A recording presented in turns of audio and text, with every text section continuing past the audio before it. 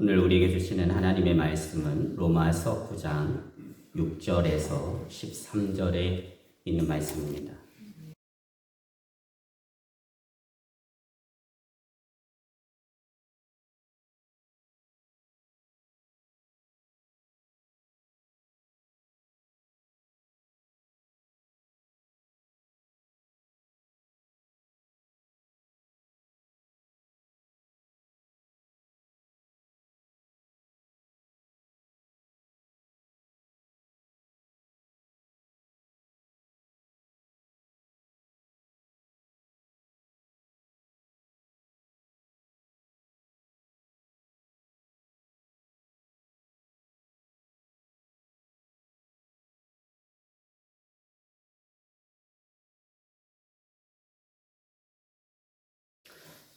하나님의 구원에 관한 사도 바울의 깨달음이라고 하는 제목으로 하나님의 말씀을 증거하겠습니다.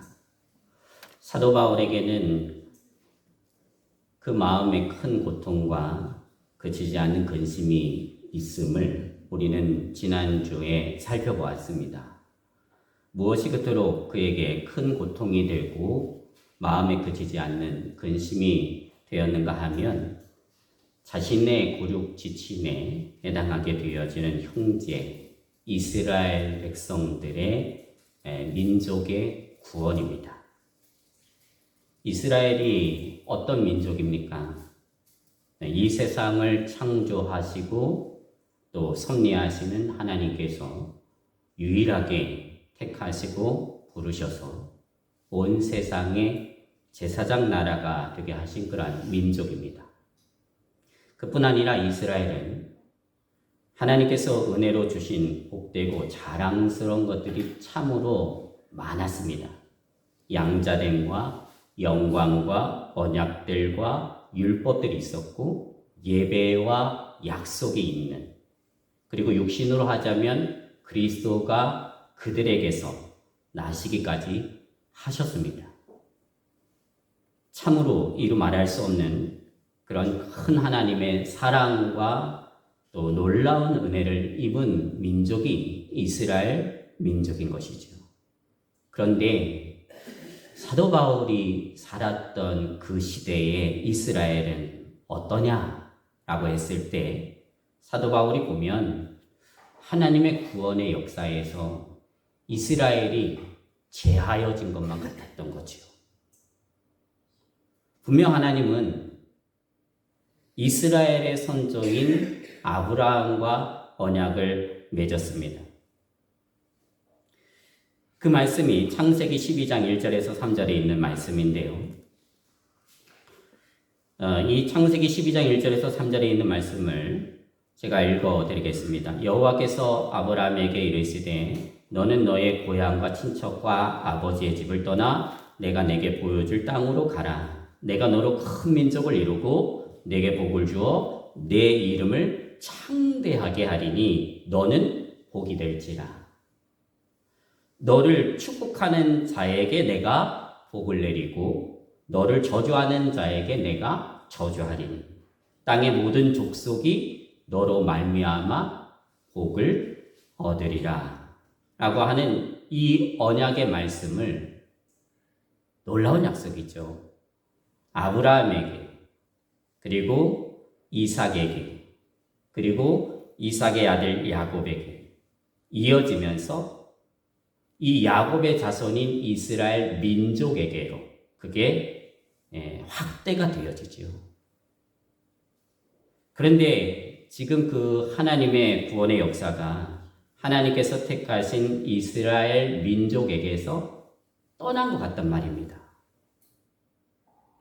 복음을 부인하고 예수를 배반하고 예수를 무시하게 되어지는 그런 민족이 되어져 버렸다라고 하는 속에서, 그렇다고 한다면 이스라엘 민족을 통해서 온 세상을 구원하신다고 하셨던 그 하나님의 약속은, 언약은 깨어진 것 아닌가, 실패한 것 아닌가라고 하는 그 생각 때문에 사도 바울은 지금 마음에 그치지 않는 그러한 고통과 근심이 있다라고 하는 것이죠. 우리가 그것을 지난주에 살펴봤습니다. 그런데 오늘 우리가 읽은 본문 말씀 6절에 보면 그러나 라고 시작을 합니다. 그러나 뭔가 지금까지 자신이 가졌던 그 생각에 어떤 반전이 일어나게 되어졌다라고 하는 것을 생각하게 하죠. 지금까지 자신에게 고통이 되었고 아픔이 되었던 하나님께서 택하신 그 이스라엘의 구원 역사에 있어서 내가 전혀 생각하지 못하고 깨닫지 못했던 그런 어떤 영적인 깨달음들을 얻은 것입니다. 그것을 그러나라고 시작하는 거죠. 자, 그 깨달음에 관한 핵심 내용이 6절에서 8절까지 기록되어져 있는데요. 자, 6절에서 8절에 있는 말씀을 한번 읽어보겠습니다. 6절에서 8절까지의 말씀입니다. 시작. 그러나 하나님의 말씀이 폐하여진 것 같지 않도다. 이스라엘에게서 난 그들이 다 이스라엘이 아니요. 또한 아브라함의 씨가 다 그의 자녀가 아니라 오직 이삭으로부터 난 자라야 내 씨라 불리리라 하셨으니 곧 육신의 자녀가 하나님의 자녀가 아니요 오직 약속의 자녀가 씨로 여기심을 받느니라 라고 하는 말씀입니다. 사도 바울은 말합니다. 그러나 하나님의 말씀이 폐하질 것 같지 않다. 이스라엘 사람들의 구원을 위해서 사실 자기 자신이 저주를 받아 그리스도에게서 내가 끊어진다 할지라도 나는 그 사람들이 이스라엘 민족이 다 구원받기를 원한다라고 하는 것이 그 마음의 소원이었고 또 하나님 앞에 자기 자신이 가장 원하는 것이었습니다. 그래서 선교를 가더라도 항상 해당에 먼저 들러서 그들에게 복음을 전했다라고 하는 것을 말씀드렸죠.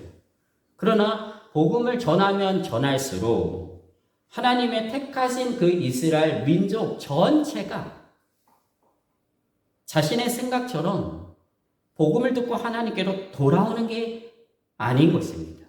회개하지도 않습니다. 그러니 하나님의 택하신 이스라엘을 통한 온 세상의 구원의 역사가 실패하고 끝난 것이다. 그렇게 생각을 할 수밖에 없었던, 그래서 절망하게 되어졌고 고통스러워하게 되어졌다라고 하는 것인데 그 생각이 지금 잘못됐다라고 하는 것을 깨달은 것입니다.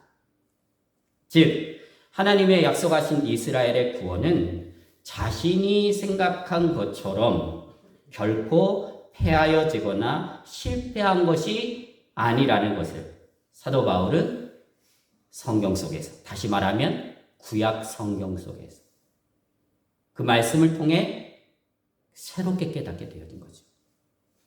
이제 그 말씀들을 함께 살펴보겠습니다. 앞에서 읽어드렸던 창세기 12장 1절에서 3절 말씀부터 우리가 살펴보면요. 자, 제가 다시 한번 읽어드리겠습니다. 여호와께서 아브라함에게 이르시되 너는 너의 고향과 친척과 아버지의 집을 떠나 내가 내게 보여줄 땅으로 가라. 내가 너로 큰 민족을 이루고 내게 복을 주어 내 이름을 창대하게 하리니 너는 복이 될지라. 너를 축복하는 자에게는 내가 너를 복을 내리고 너를 저주하는 자에게 내가 저주하리라. 땅의 모든 족속이 너로 말미암아 복을 얻게 되어질 것이다. 하나님께서 아브라함에게 이 복을 주셨습니다. 하나님께서 왜 아브라함에게 이 복을 주셨습니까? 모릅니다. 이유가 없습니다. 정확히 말하면 성경에는 그 복의 원인이 아브라함에게 하나도 없습니다. 그러니까 아브라함이 이 약속을 받기 전 하나님을 알았느냐? 몰랐습니다. 하나님을 잘 섬겼느냐? 아니요. 알지를 못하는데 어떻게 섬깁니까?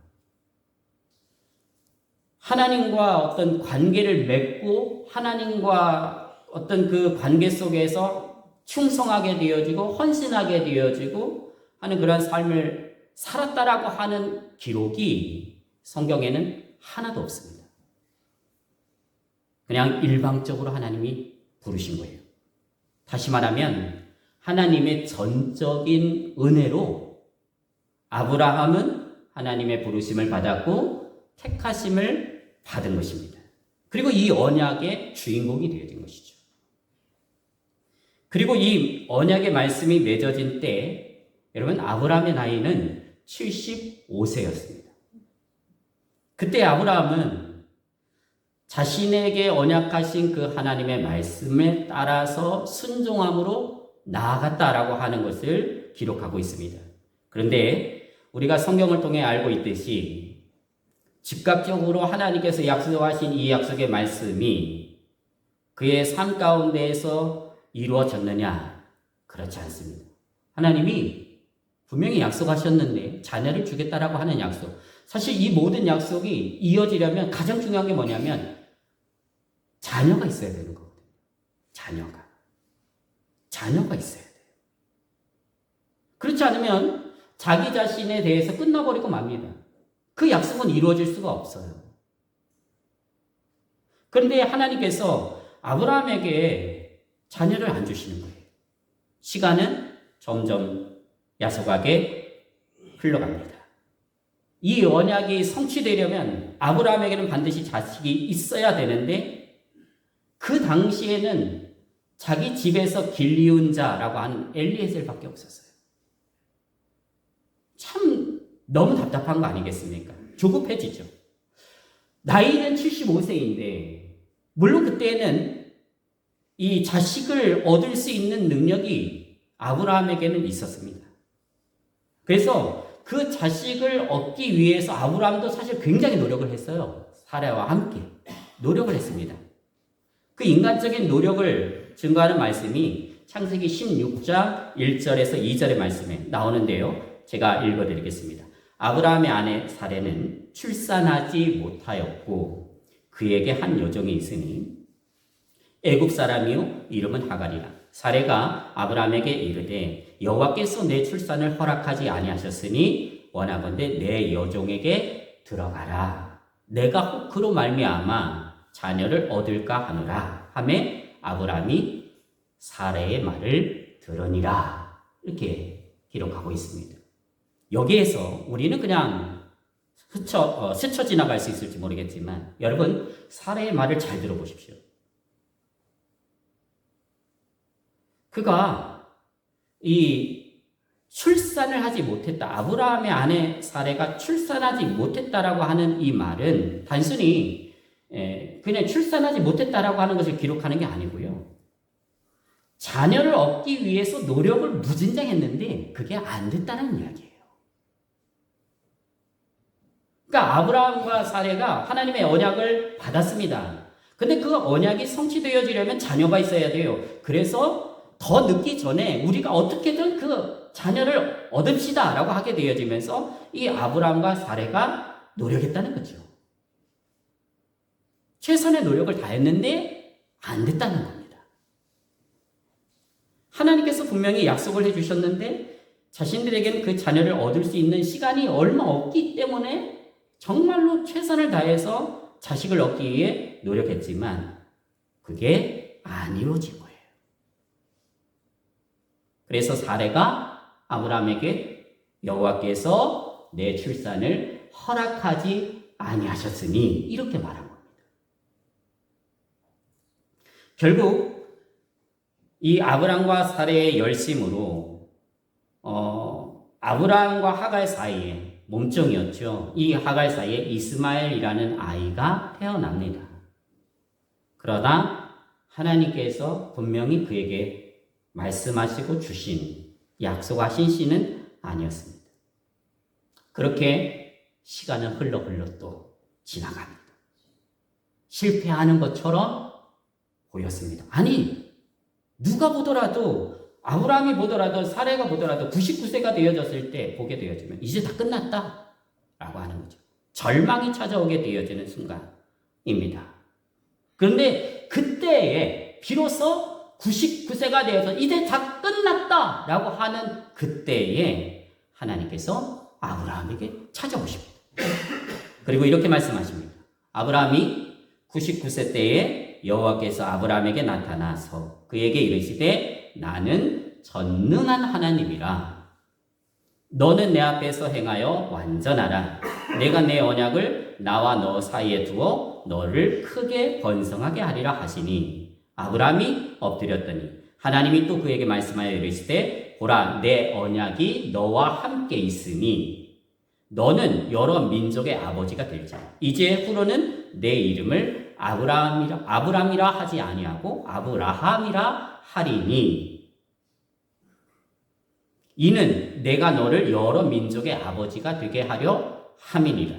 내가 너로 심히 번성하게 하리니 내가 내게서 민족들이 나게 하며 왕들이 내게로부터 나오리라. 내가 내 언약을 나와 너 및 내 대대 후손 사이에 세워서 영원한 언약을 삼고 너와 내 후손의 하나님이 되리라. 내가 너와 내 후손에게 네가 거류하는 이 땅 곧 가나안 온 땅을 주어 영원한 기업이 되게 하고 나는 그들의 하나님이 되리라. 그렇게 말씀하셨습니다. 다시 언약을 분명하게 아브라함에게 그 99세에 다 끝났다라고 하는 그때에 찾아오셔서 이 말씀을 하신 거예요. 그러면서 너는 이제는 아브라함이 아니고 아브라함이다 라고 하면서 하나님이 그에게 새 이름을 주시죠. 다시 말하면 새로운 존재가 되게 해주시는 겁니다. 내가 모든 열국의 아버지가 되어줄 것이다 라고 하는 것이 그때에서부터 시작이 되어졌다라고 하는 것이죠. 여러분 놀랍지 않습니까? 이 언약의 말씀이 성취되려고 하는 그 순간 아브라함과 사라에게는 자식이 없었습니다. 아브라함의 나이 99세입니다. 완전 불가능입니다. 완전 불가능. 사라에게도 마찬가지입니다. 그런데 하나님께서 너는 열국의 어머니가 될 것이다. 그렇게 말씀하셨다는 거죠. 끝난 것처럼 보이는데 분명 실패인데 이제는 더 이상 가능성이 없어. 우리에게 어떤 가능성이 있어? 눈을 씻고 찾아봐도 자기들에게는 이제 몸이 다 노쇠해서 더 이상 아이를 낳을 수가 없어. 끝났다. 하나님의 약속의 말씀은 다 끝났다. 그렇게 실패했다라고 하는 그때 정말 끝났습니까? 아닙니다. 하나님께서 하시죠. 이 언약을 하나님이 지켜가십니다. 성경을 보게 되어지면 그 하나님의 역사로 말미암아서 이 하나님의 언약, 이 말씀들이 하나하나 다 이루어져 가지고 그러니까 전능하신 하나님께서 그 인간의 불가능이라고 하는 역사적인 그러한 상황과 실존에서 그들의 삶 가운데에서 그 불가능을 깨뜨려 버리시고 그 인간의 실패라고 생각하게 되어진 그 자리에서 그 언약을 이루어 가시는 분이시죠. 그래서 성경의 역사를 통해 우리가 알고 있듯이 아브라함과 하갈에게서 난 육신적인 아들 이스마엘이 있죠. 그 이스마엘이 아닌 하나님께서 아브라함에게 백세에 주신 약속의 자녀 이삭에게로 이 언약이 흘러가는 겁니다. 이 언약이 흘러가지. 이것이 하나님의 뜻이었습니다. 이게 하나님의 뜻이었다는 거죠. 그래서 창세기 17장 20절에서 21절에 이렇게 말씀합니다. 하나님이 하시는 말씀인데요. 이스마엘에 대하여는 내가 내 말을 들었나니 내가 그에게 복을 주어 그를 매우 크게 생육하고 번성하게 할지라. 그가 12두령을 낳으리니 내가 그를 큰 나라가 되게 하려니와. 내 언약은, 이 말씀이 중요합니다. 내 언약은 내가 하나님이시죠. 내가 내년 이 시기에 사라가 내게 낳을 이삭과 세우겠다. 이렇게 말씀하십니다. 그러니까 육신적인 자녀인 이 이스마엘, 아브라함의 씨앗으로 나게 되어진 이 육신적인 자녀에게는 하나님께서 크게 필요한 것들을 다 해주시겠다는 거예요. 생육하게 하고 번성하게 하고 필요한 것들, 그의 삶 가운데 필요한 것들을 다 주시겠다라고 하는 거예요. 그러나 내 언약은 이스마엘과 세우지 않는다는 거죠. 네 육신의 자녀 이스마엘과 안 세우겠다는 거예요. 그러면서 하나님이 약속의 씨앗인 이 이삭과 세우겠다라고 분명하게 말씀하십니다. 그래서 이런 하나님의 주권적인 선택에 의하여 택하심을 받은 사람, 그 사람을 통해서 이 이삭이라고 하는 그 아들을 통해서 하나님께서 그 언약을 지켜가시고, 그리고 그 언약은 계속해서 그 자녀들, 약속된 자녀들에게, 또 에서와 야곱이 있지 않습니까? 근데 그 에서와 야곱도 태어나기 전에 하나님 말씀하시죠. 내가 누구를 택겠다. 야곱을 택겠다. 그래서 그 언약이 누구에게로 흘러갑니까? 에서에게로? 아니요. 에서에게는 하나님이 에서의 복을 주십니다. 그러나 언약의 약속의 말씀은 에서가 아닌, 장자 에서가 아닌 이 이삭을 통해서 올라가게 되어지죠. 계속되어집니다. 자, 이것을 사도 바울이 말씀을 통해서 깨달은 거예요. 그래서 얻은 결론이 뭐냐 하면 8절의 말씀인 거죠. 8절의 말씀. 자, 8절의 말씀을 제가 읽어드리겠습니다. 곧 육신의 하나님의 자녀가 아니요 오직 약속의 자녀가 씨로 여기심을 받았느니라 하고 하는 말씀입니다. 이 언약의 말씀을 통해서 비로소 사도 바울은 아브라함, 믿음의 조상이죠. 아브라함으로부터 시작된 하나님의 그 언약의 말씀, 이스라엘의 구원, 그들 통해서 하나님이 제사장 나라를 세우고 그들을 통해서 온 세상에 복음을 전하게 하시고 구원을 이루시겠다라고 하시는 그 언약의 말씀이 내가 생각했던 것처럼 실패하거나 끝난 게 아니었구나.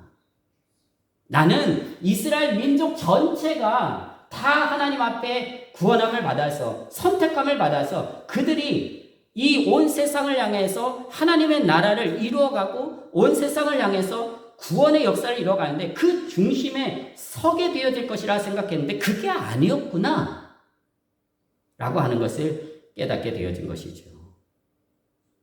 그러면서 하나님이 지금도 살아계셔서 하나님의 그 주권적인 의지를 가지고 약속의 자녀를 선택하시면서 부르시면서 그들을 통해서 하나님은 지금도 구원의 사역을 이루어 가시는구나 라고 하는 것을 깨달은 거예요. 그래서 그 깨달음을 통해서 사도 바울은 지난날 자신이 가졌던 잘못된 선입견, 고집관념들을 내려놓게 되죠. 창조주 하나님의 구원하심의 그 역사 속에서 하나님께서 주권적으로 선택하시고 부르시는 그 모든 구원 사역에 전적으로 사도 바울은 자기 자신을 항복하고 순종하는 마음으로 다 받아들입니다. 이러한 사도 바울의 모습을 우리는 앞으로 더 자세하게 볼 겁니다. 자, 이제 여러분 말씀을 정리하겠습니다. 왜 사도 바울은 로마 교회에 오늘의 이 말씀을 전하고 있는 것일까요? 로마 교회. 자기가 깨달은 진리를 왜 이 로마 교회의 서신에서 쓰고 있는 것일까요? 그 이유는 그 로마 교회에 모여 있는 사람들에는 유대인들도 있었고요, 이방인들도 있었어요. 그리고 노예도 있었고요, 귀족도 있었습니다. 남자들도 있었고 여자들도 있었습니다. 즉 세상에서 그가 어떤 지위를 갖고 신분을 갖든 그런 사람들이 모여있는 로마 교회 그 자체가 하나님께서 부르시고 선택하셨다는 거죠. 그 모든 사람들을 하나님께서 선택하시고 약속의 자녀로 부르셨다는 말씀입니다. 그러니 그 안에서 구원의 약속을 받은 하나님의 자녀들 사이에서 서로 싸우고 서로 배격하고 서로 원망하고 서로 다투게 되어지고 하는 그러한 모든 것들을 이제는 멈추라는 것입니다. 그것은 하나님의 뜻이 아니라는 거죠.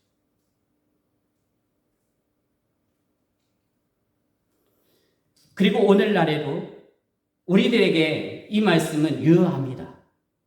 오늘날에도 하나님 앞에 구원함을 받고 하나님의 자녀된 저와 여러분, 우리 모두가 다 어떤 사람들이냐 하면 하나님께서 은혜로, 전적인 은혜로 하나님의 자녀로 삼아주시고 우리에게 구원을 베풀어 주시고, 그래서 그 은혜 가운데 머무르게 하시고 그 은혜 가운데서 오늘도 살게 해주시는 약속의 자녀로 우리 모두가 서 있다라고 하는 것입니다. 그러므로 이것을 우리가 깨달아야 하는 것이고요. 그렇게 되어진다라고 한다면 모든 사람들이 예수 그리스도 안에서 진정으로 우리가 서로를 향해서 바라보게 되어질 때 한 사람 한 사람들이 하나님 안에서 하나님이 가장 귀하게 여기시고 사랑하시고 하나님의 전적인 은혜로 불러주신 소중한 지체들이고 구원받은 하나님의 성도들이 되어지는 것입니다. 그러므로 그러한 하나님의 사랑 가운데에서 우리 교회가 이 사랑으로, 이 은혜로 충만하게 되어지는 그런 삶이 있게 되시기를 주님의 이름으로 축복을 드립니다. 또한 하나님의 구원의 역사는 결코 실패하지 않는다는 거예요. 내가 볼 때에는 실패하는 것 같고 내가 볼 때는 끝난 것 같은 어떤 그런 절망의 자리에 우리가 혹여나 서게 되어져서 이제 다 끝났어, 이제 모든 것이 다 끝이야, 하나님의 어떤 복음의 그 능력과 하나님의 역사와 하나님의 구원하심의 그 일들 다 이제 아무것도 아니야 라고 말하게 되어지는 그런 절망의 어떤 세상의 상황들이 우리들에게 있어도, 여러분 오늘 말씀은 우리에게 뭐라고 말하냐면 끝이 아니라는 거예요. 하나님의 구원의 역사는 지금도 계속되어지고 있다라고 하는 것이죠.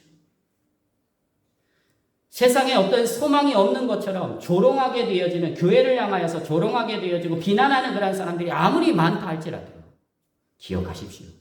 하나님은 살아계십니다. 하나님은 지금도 하나님은 이 역사 속에서 구원의 역사를 이루어가고 계세요. 그럼 우리는 어떤 삶을 살아야 됩니까? 그 구원에 동참하는 삶을 살아가는 거죠. 그 구원에 동참하는 삶을 내가 있는 자리에서 살아가는 것입니다. 그러니 낙심하는 것, 절망하는 것, 실패했다라고 좌절하게 되어지는 것, 거기에 우리가 머무르게 되어진다라고 한다면 그건 하나님이 우리에게 원하시는 게 아닙니다. 하나님은 그 자리에서 우리를 다시 일으켜 세우시고 그 가운데에서 우리가 할 수 있는 일이 무엇인가를 찾게 하시고 그 가운데에서 하나님이 우리에게 원하시는 일들을 행하게 하십니다. 그게 크든 적든 중요하지 않습니다. 중요한 것은 실망하지 않고 절망하지 않고 오늘 나에게 주어진 삶에서 하나님의 자녀로서, 구원받은 하나님의 자녀로서 살아가는 것이죠. 묵묵하게. 그러한 그리스도인들이 저와 여러분이 되어줄 수 있게 되시기를 주님의 이름으로 축복을 드립니다. 기도하겠습니다.